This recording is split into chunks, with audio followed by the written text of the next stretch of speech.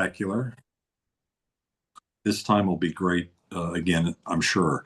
Hi, everybody. I'm Doug Bruhnke. I'm the founder and CEO of Global Chamber. I hope you've had as good a day as I've had. And I'll say what a good day is it started out like hell.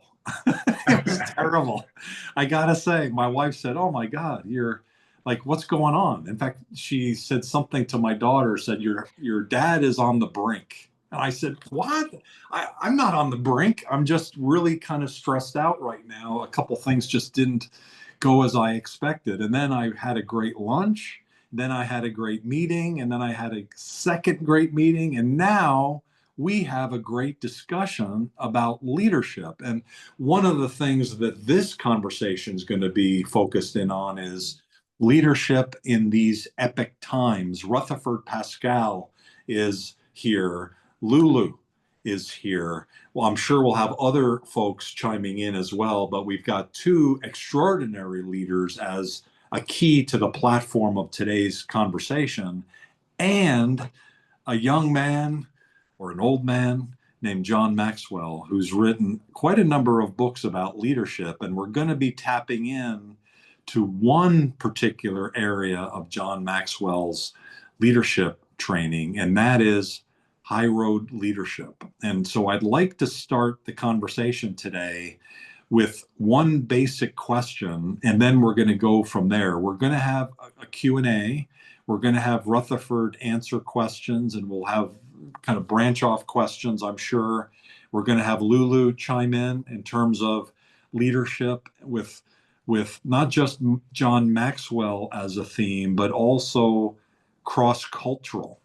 You know, it's one thing if you own a business in a small town somewhere in the world and everybody walking in the door looks like you.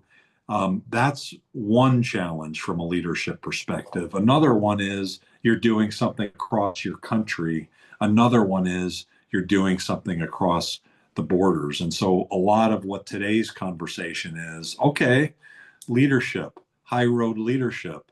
What does it mean? What does it mean when you're doing business with lots of different kinds of people so that you can be as effective as you can? So I'd like to start, Rutherford, if you don't mind, with just a basic definition. What is high road leadership to you? So it's a great question. What's a high road leadership? It's when, to me, it's when you are thinking about the greater good of the people you serve, the products you serve, and the company you serve. And you do it as far as you're thinking about everything else but your gain. Great leadership thinks about others.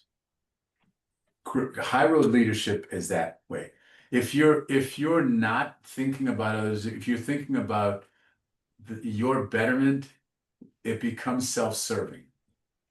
And that becomes taking the low road, because that's you're making decisions that will benefit you to get to another level, have a bigger raise, get to where you want to be, like be with an ad or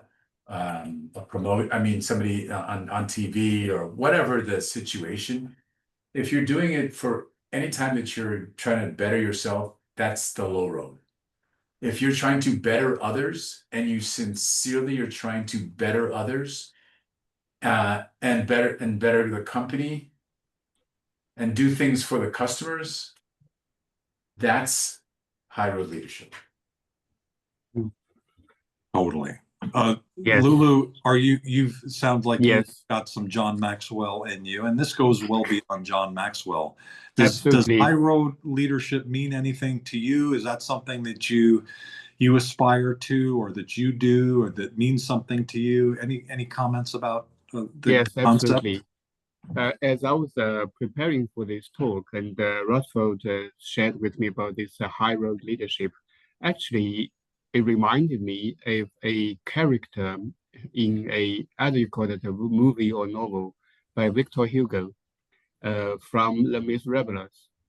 So there's a scene. Do you remember the Ram Valjean, the main character? He was released from the prison, and he was staying overnight at this church.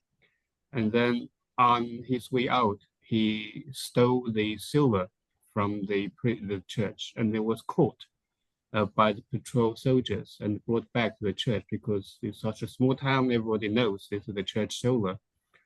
And then when he was brought back to the priest, and the priest said, "Oh, yeah." The soldier said, "Do you know him?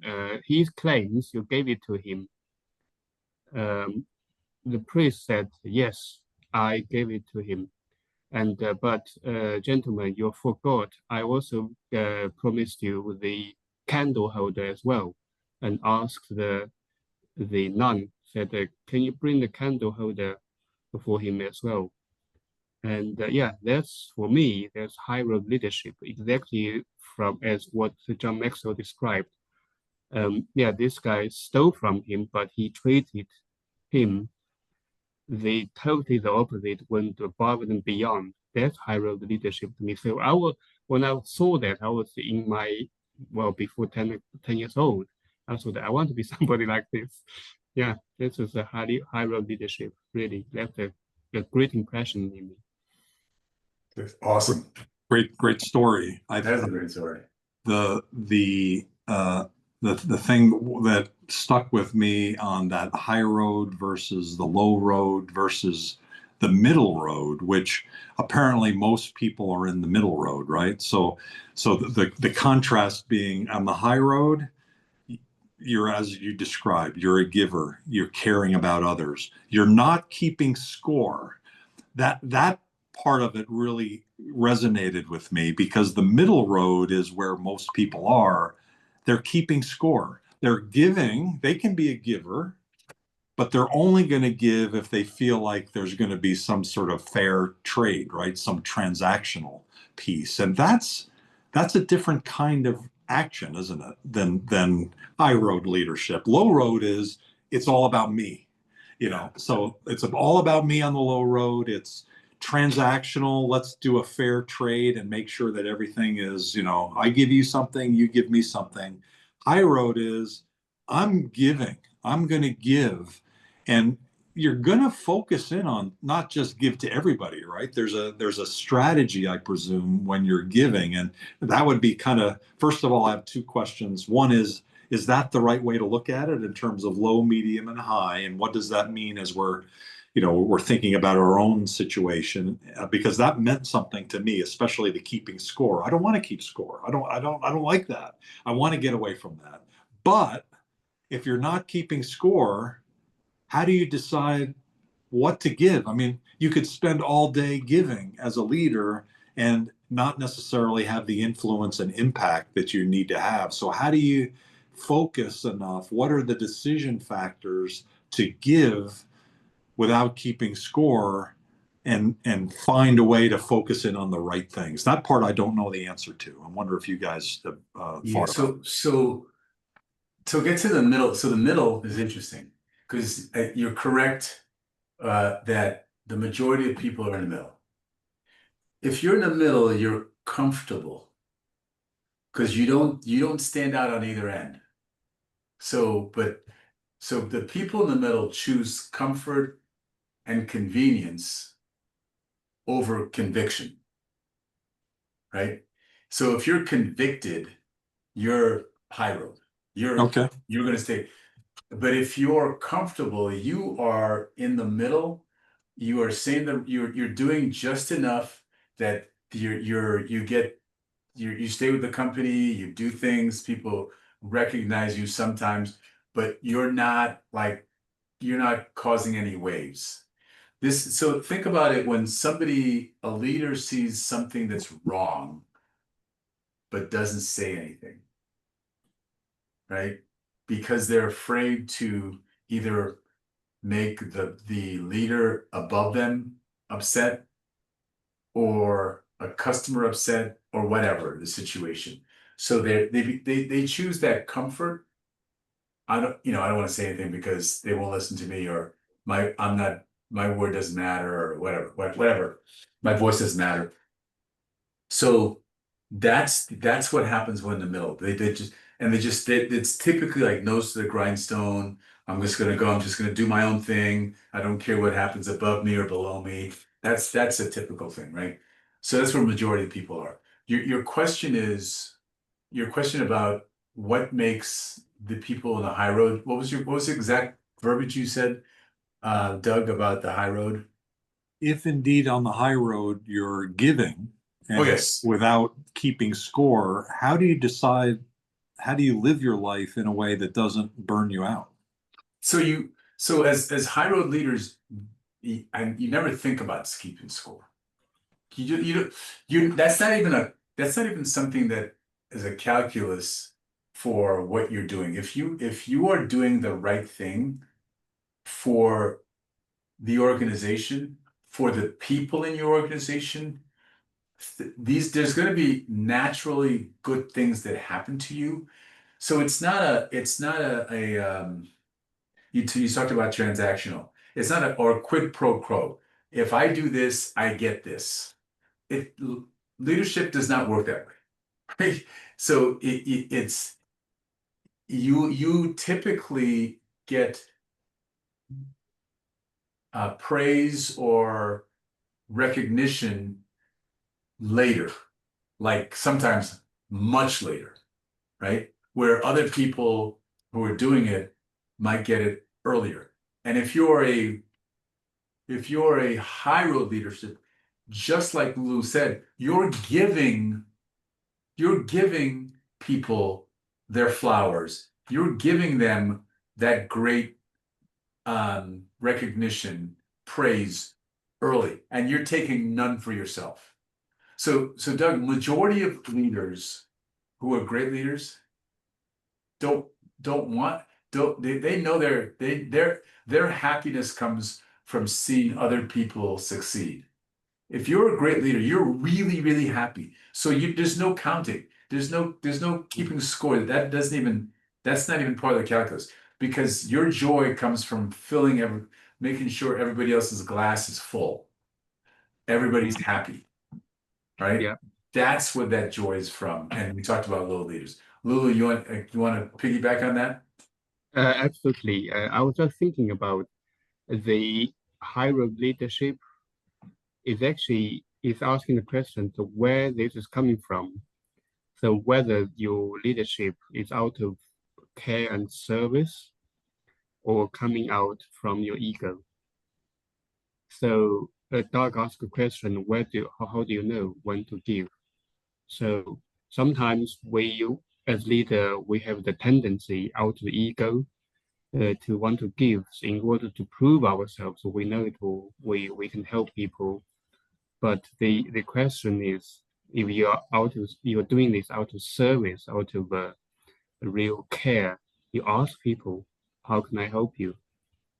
Yeah, so that you actually meet their needs, lift them up, rather than turning things subtly about becoming yourself. Yeah.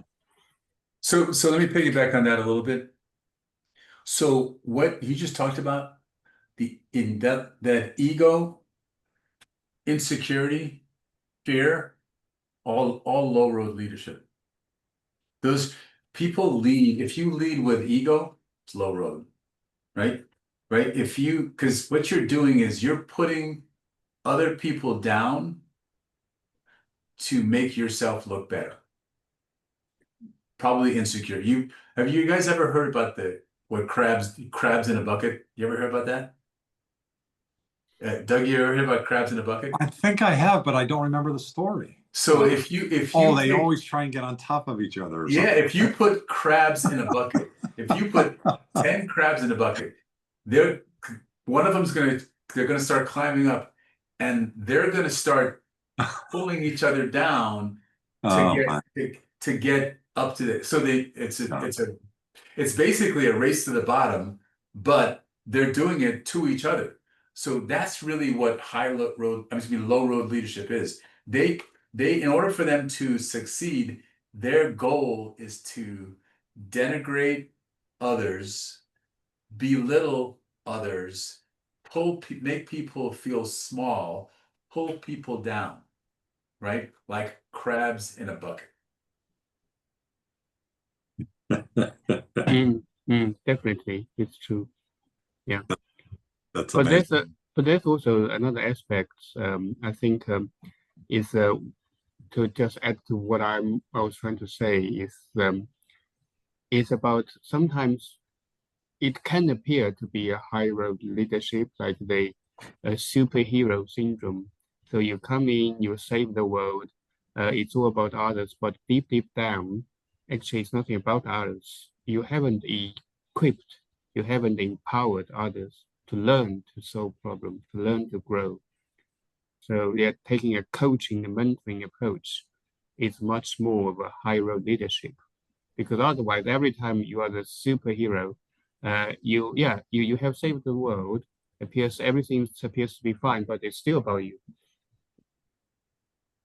That's 1,000% correct because what you talk about with leadership is if they come in, that leader, and I won't name any names that come to my mind right away, but there's people who say they're the only people that can fix the problem.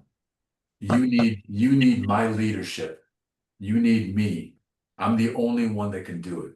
And so they sometimes create the problem, but typically they're the savior. They're the white knight to save this, right? Yeah. But you know, they you're right, Lulu said this, they don't empower people. Great leaders, this is from Good to Great uh with Collins, where he talks about the five level, the fifth level of leaders, right? It's they help train leaders to be leaders, right? So if you're a great leader, you might come in and assess and work with your other leadership, but then you're going to back off. You're going to help that team fix the problem. But if you're the one, I want to be the hero, I want to be recognized, you're not going to get um you're not going to let people do that. I was talking to you ever, you ever see when there's different papers and studies, there's always a first author, Yeah, yeah, right? On a yeah, paper or yeah. a study. Yeah. You won't believe how much fighting happens to be the first author because the paper is always referenced by that first author's name. So they could be a team, like the three of us could be working on this paper together, and it's the Bruhnke paper. And we're like, wait a minute, we worked on this too. Doug didn't even work hard on this. We worked harder on it, but it's his name. He gets all the credit, from it, right? For in a lot of situations that becomes that superhero type of mentality. Go ahead, Doug.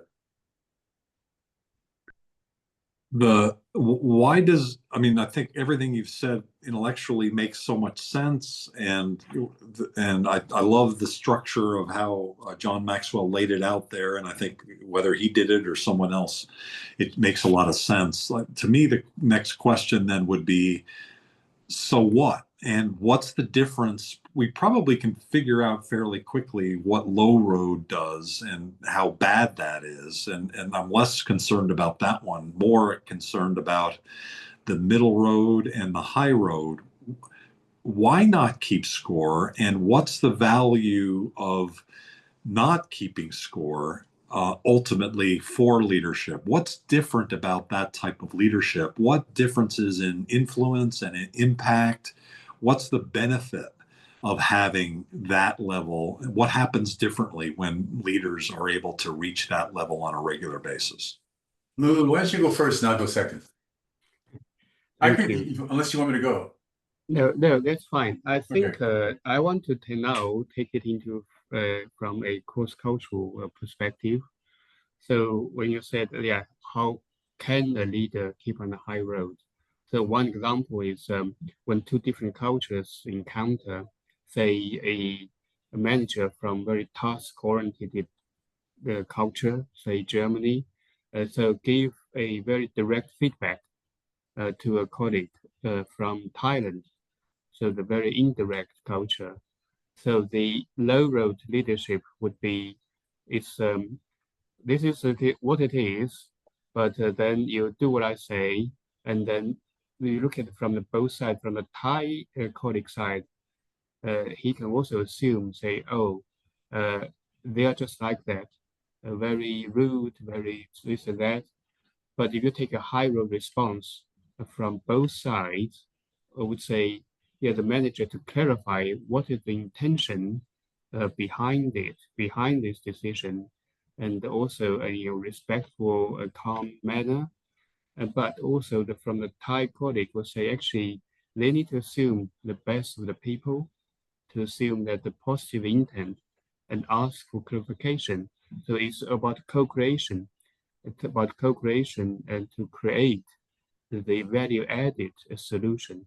It's not your way or my way, but it's our way. Good, good. So what I'll tell you,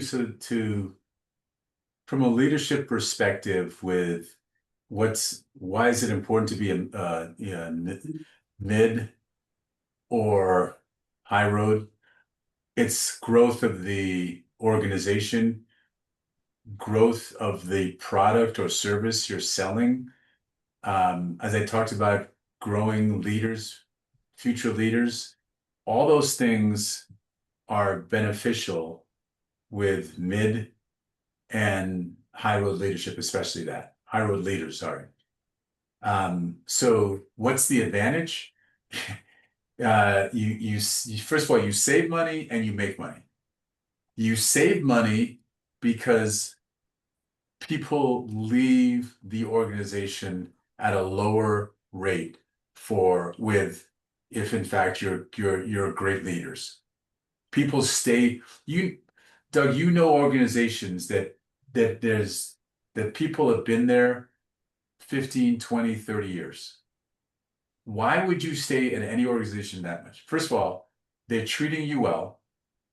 Your voice is heard, right? You feel like you have a purpose, right? All that's being demonstrated in those roles. So that in doing that, you're saving money, but you're also making more money because because typically in those situations, everything's, if they're, by the way, I make the assumption that everybody that's staying is talented, right? If everybody that's staying is not talented, that's a different situation, and that company is going to go out of business really soon because they're just not talented people. But if all those people are talented individuals that do their job really well, the company's going to make more money on a regular basis over time. They're going to be more successful over time. Their reputation is going to be great. They're going to be a place that people want to work and want to go get in on, right? And it wouldn't matter what the product is. People want to be around great leaders. We've talked about this before, Doug, but talented people leave bad leaders. And they don't leave bad leaders for money. They leave bad leaders because of the things I talked about. They're not heard. They don't feel purpose. They don't see that. They're not helping them grow.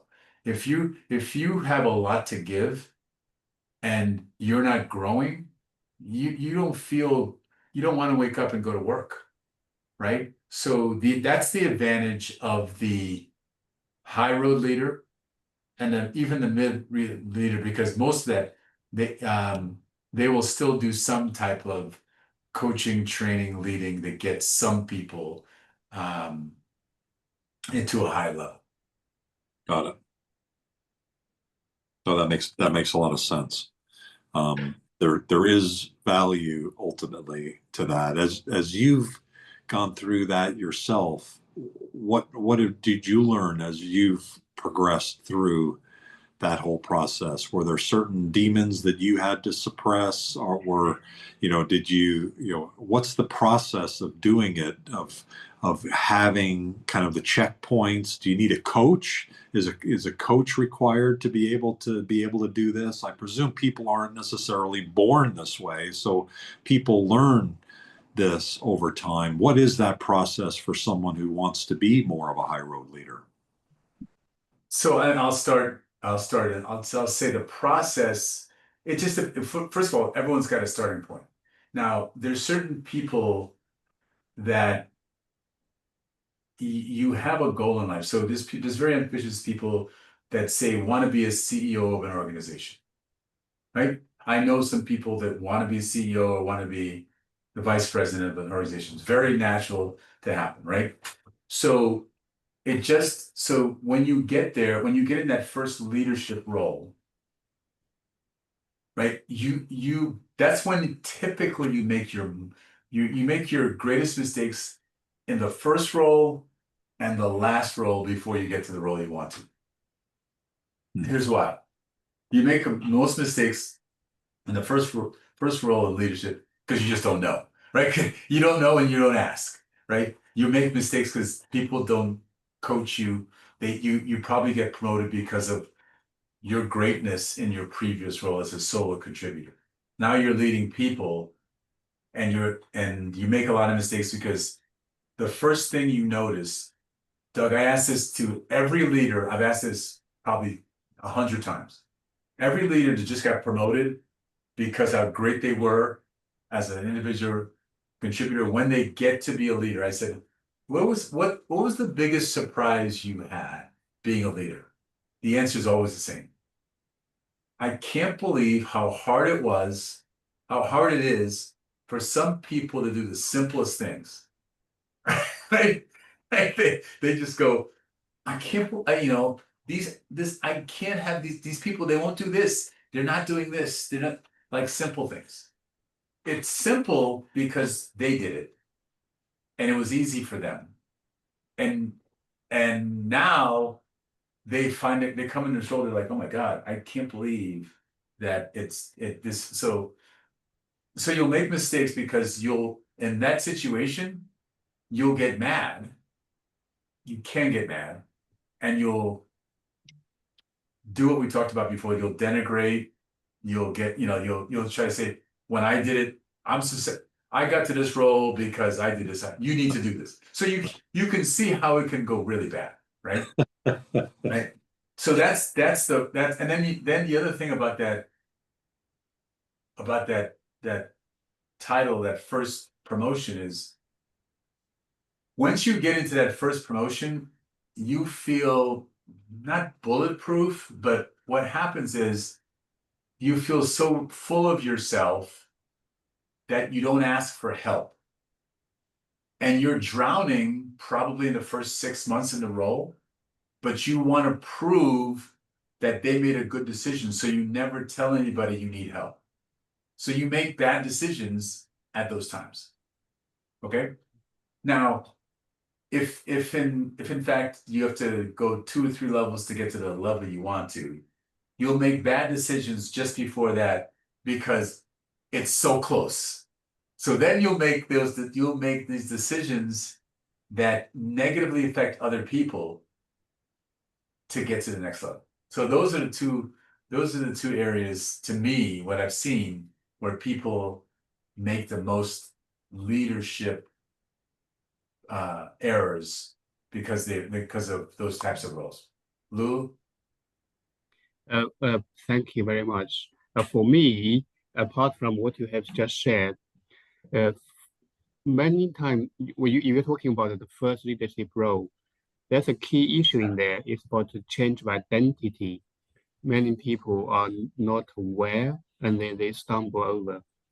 Like you said, they get promoted because they are good at certain things, but then when you become a leader, your identity changes, but nobody tells you.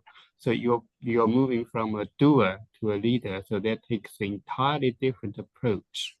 So that's why referring to what you're saying, that they either end up doing it all themselves, because they perceive their very incapable teams, or they totally go out of depth, not asking for help. So there are three words as a leader most difficult to say, I learned, is that I don't know, I'm sorry, and can you help me? So, but many people couldn't get over to that level to say those words. So they drown.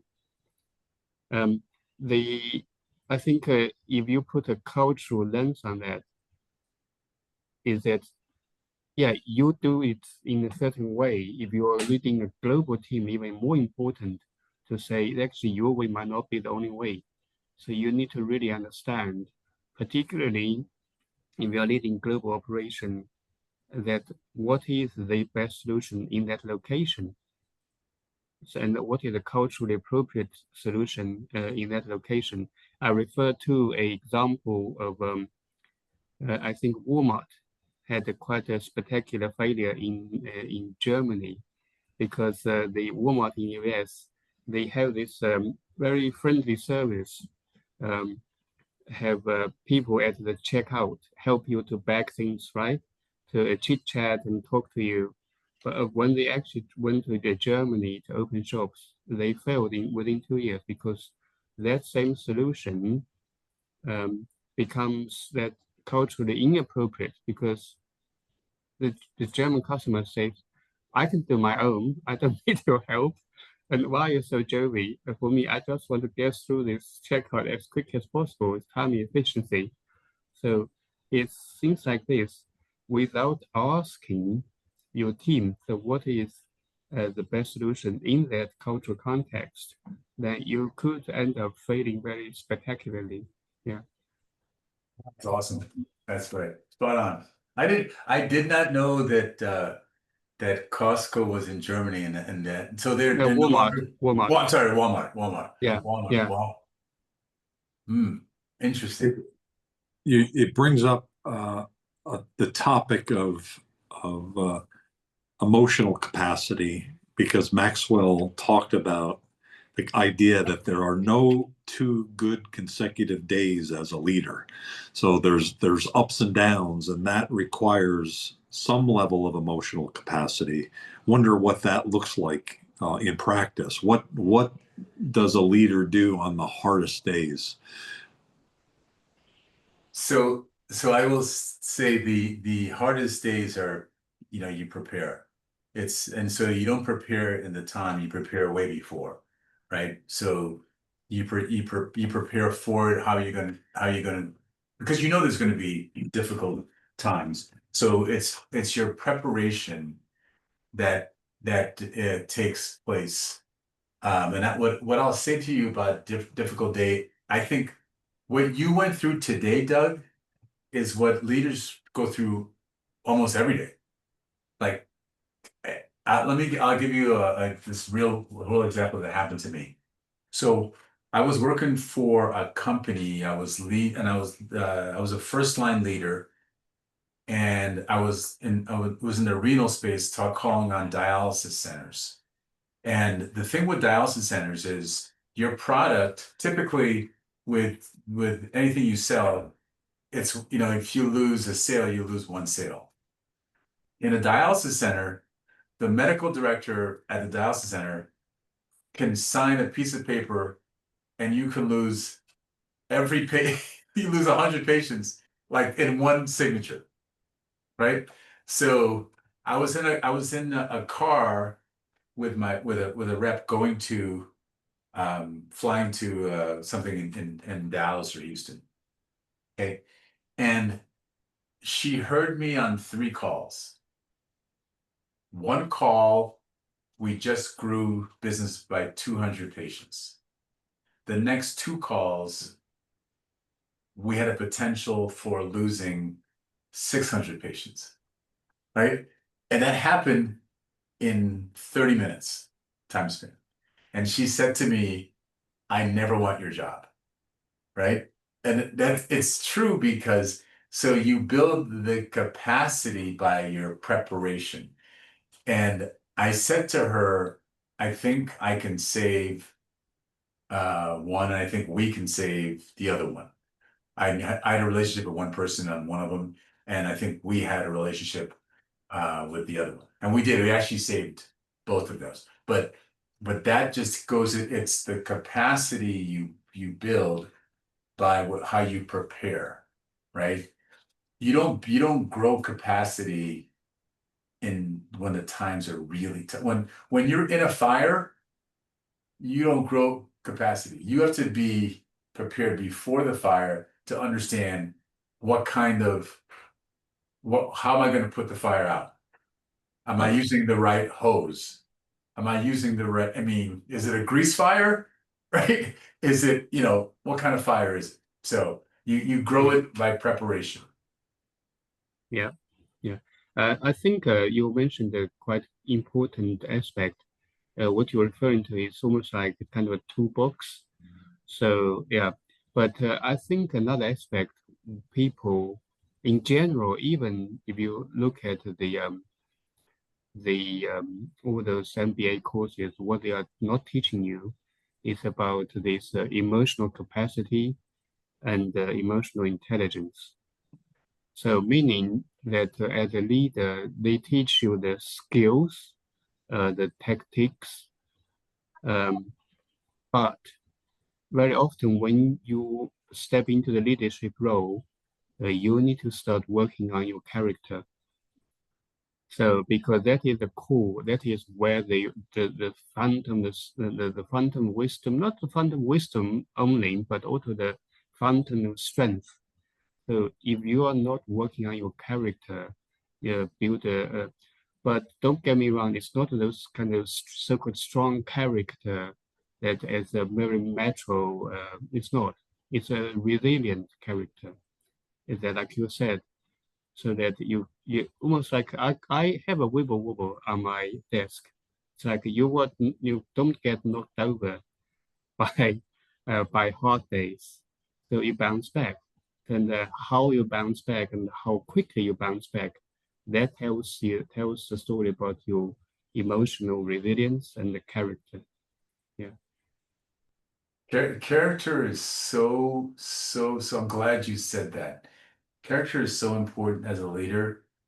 And I think about bright lines of what I will and won't do, or guardrails. I call them bright lines. I just won't go over that line. I just won't step through that. So, as a leader, you know what you stand for, and you know what you will rail against.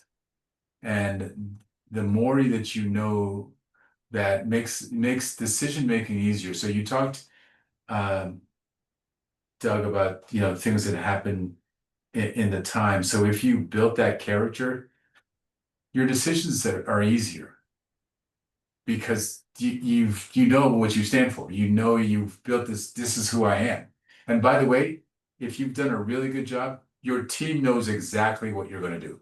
If you're there long enough and you're consistent in your behavior and you're consistent in your decision making, you're not changing, right? For no matter what happens, your team's going to go, I know he's going to do this. I'm really comfortable doing this. Then they'll do things without asking you because I know he's going to say yes or no. And because you're a great leader, you allow them to do that. You want them to do that. Yes, I would say definitely. There is the issue about delegation and authority give to your team and in a way is growing the next level leaders. There is a equation I actually read even this morning again. It's about the authority versus the leader's skills, experience, and the talents. So if you give your team or the other leaders too much authority, but when they don't have enough skills, experience, and knowledge, then you are setting them up to fail. But if you have very strong leaders under you, has good skills, good experience, good knowledge, but you don't give them enough authority, you will frustrate them very quickly. So it's about gauging where they are at. Well said. Well said. Like to maybe go to some final thoughts that you have, maybe as part of what you guys just so eloquently talked about of being ready and building up the capacity. And it made me think of that story that I did share with you, that I had a rough day and I was driving during part of it, and I actually pulled over to the side of the road and I was doing breathing exercises to recognize, hey, I've got a couple big meetings coming up here. I've got to forget what, is going on. I've got to kind of focus in on something. And so for me, at least, that was a way of kind of rebuilding capacity so that I could jump in to my next couple meetings, and then they were both good. Now, if both of them were bad, or I'd have to probably do something else and kind of rebuild. But what in your final comments, please maybe talk about, again, reemphasize how important it is that we're helping ourselves to be high road leaders, that we're building the capacity to do that, and any other tips or techniques that you have for leaders out there to be able to, first of all, know that you're not alone. Everybody goes through these things. Everybody has to struggle in their own ways. Nobody is a perfect person. John Maxwell talked about the decades long trials and tribulations to get to where he was, toward the end of his life. None of us are perfect. So what are the things that you would suggest people think about in terms of feeling better about that whole process, continually being recharged around the process, and to feel part of the community of leaders who want to be that way? How do we feel better about that? Because he also talked about, if you don't feel good about yourself, you're not going to be probably a high road leader, right? You're not going to give people the level of confidence in you. If you don't have confidence in yourself, or you're kind of feeling beat up about yourself, that's not a good thing either. So how do we get to that level? What are the things we need to be doing? If you guys could talk a little bit about that. So he talks about being worthy, self-worth, right? And in the book, and it's important that we understand the value that we're bringing to the organization, to your team, to the customers that you serve, right? So there's got to be a level of understanding about your value, right? So so that's really important. You have to know who you are and what you bring, what your strengths are, I call it the zone of genius, what you're great at. So you have to understand that. As far as your first question about capacity, so for me, the best way, this is and I wrote this in my book about preparation, is the daily mental preparation that people should do, or to build that capacity. So Doug, ideally, you pulled it off the side of the road, right, to take deep breathing exercises. What I would always suggest is look at your day, and look at your day and pick 2-3 meetings max, maybe one, depends on, and visualize how that meeting should go, right? And think about good, better, best. If the meeting went well, this is what's going to happen. And if this happens, this is what I'm going to do. If this happens, better, this and best, same thing, right? And it sounds like a lot. This is like 3 to 5 minutes, right? You take a look. It could be 10 minutes, but you are constantly thinking about how a meeting is going to go. If in fact you're doing that daily work, it's 5-10 minutes. The majority of your meetings are going to be better than you think they are, because you're mentally prepared for them, right? And when you put that mental thought into it, your response is going to be better because you're just prepared better. So for me, it's the mental intake, it's the mental things you're doing on a daily basis. Again, that builds capacity. Remember what I talked about earlier with capacity? You can't build capacity in the moment. You have to build it prior. The preparation of that for getting ready for those meetings, Doug, really will help you build greater capacity, make you calm in the storm, and it'll give you better ways to respond, even when things are like better than you ever thought. So you did good, better, best, and it was outstanding. But you still will be in a really good mind, in a place where you can respond very, very well. That's what I would do. Go ahead, Lou. Great suggestions. And by the way, that makes me think of one of the things that's always helpful for me is flying to a new place and that being above the clouds, landing and taking off and just kind of getting your mind away from everything else and the clarity that that creates, right? Thank you for describing it that way. Lulu? Yes, I would like to raise 2 points at the end. One is building on to what Rutherford said about personal thing. Motivation and inspiration get you started, but what keeps you going is habits and the discipline. So as a leader, you need to look at, like you said, how you start your day and how you use your day. Recently, I read a book about time is money. Many people understand that, but if you look at from the other perspective to see, do you know how you spend your money, where your money went? So yeah, look at particularly start the morning is very crucial. How you start your morning will more or less decide how your day goes. So certain good routines will be very helpful. Another thing is for the physical health. Actually, many leaders take the weather, busyness, and the exhaustion as a badge of honor, but that is so last year. I think if you want to keep going, you need to really look after your physical health. And also, as a leader, we don't need to take that, say, we now we are a leader, then that's a done thing. The leader is ongoing, growing and building journey, a learning attitude and practice is also very important to keep you fired up and keep you um, going and knowing what to do. So it's learning. It's also very important as a leader.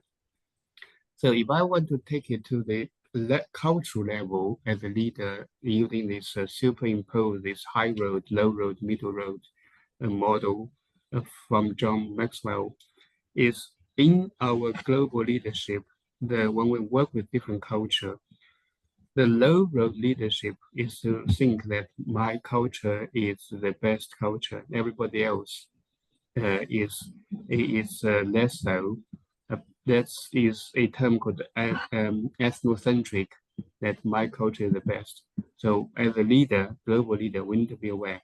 Don't go down that low road thinking my culture, particularly when you import or bring in those management methods, management sort of models to other culture. Be aware of that. They might not be suitable, but then don't impose it on them. So the middle road is say, I keep distance, so that you do your own thing, I do my thing. But then that's not a global leader. So that's why many companies, they call them an international company, but when I ask them, do you have exchange between different countries, locations? No, because they are in this middle road. Yeah, it's like, yeah, you do your nice thing, I do my nice thing. It's my own cabbage patch. That's it. But the high road leadership is seeking actually, how can you learn from different culture? How can you build this real, true global perspective and practice? So, and I tell you that I just came back from Rwanda, run a program design workshop, and based in Rwanda, but I brought people from 9 countries to be trained. So yeah, and constantly thinking beyond your own cabbage patch. So yeah, and also what can you learn from other culture? It's not just about your own culture, and only then you can become a high road leader from the cultural perspective. Thank you. Thank you, both of you. Really. Oh, my grandson is here, so I apologize for the noise. We're just about wrapped up. Okay. That's the next generation leader is coming up. Yeah. So it's Doug's job to teach him leadership. Doug, we're gonna judge Doug on how he leads. Oh yes, we are monitoring that progress on Facebook. He's posting Lucas photos. Once again, you guys are just really extraordinary in terms of the knowledge that you've transferred today. Thank you so much. Very valuable for us to think about. Rutherford, I'd like to give you the final word since this is your series. Any other closing comments you'd like to make after Lulu's comments? No, I think listen, I loved that his description of low, medium, and high road leadership from a global perspective, because it's spot on. You know, if we want to be great global leaders, we have to learn from each culture. We have to, my number one thing with leadership is listening. It's always been my number one. So if we listen to what our customers, what our team wants that are in different parts of the world and how they view things, we'll be great global leaders. So I love the way you described that, Lou. Fantastic, and that's what I would end with. Thank you. Yeah. The cross-cultural aspect, I think creates more days where we need capacity. We need thoughtfulness and we need capacity, because we can do something in one culture and be really good at it. And then suddenly we're shifted over and we try the same thing and it's a failure. And that's frustrating, and you need capacity to understand, first of all, that you failed, to have the self-realization of that, and then realize that it's a learning experience, and how are you going to be better for the next time? And so thank you guys for providing the framework for today, and also a framework for each of us to be better leaders. Thanks, everybody. Have a great rest of your day. Thank you. Thanks, Lulu, for jumping on. It's 1 o'clock in the morning, Lulu. What? It's my pleasure. When Global Chamber calls, I'm here. There you go. There you go. Thank you, guys. Have a good night. 1 o'clock. Have a good day. Yeah. Okay, bye. Take care. Bye for now.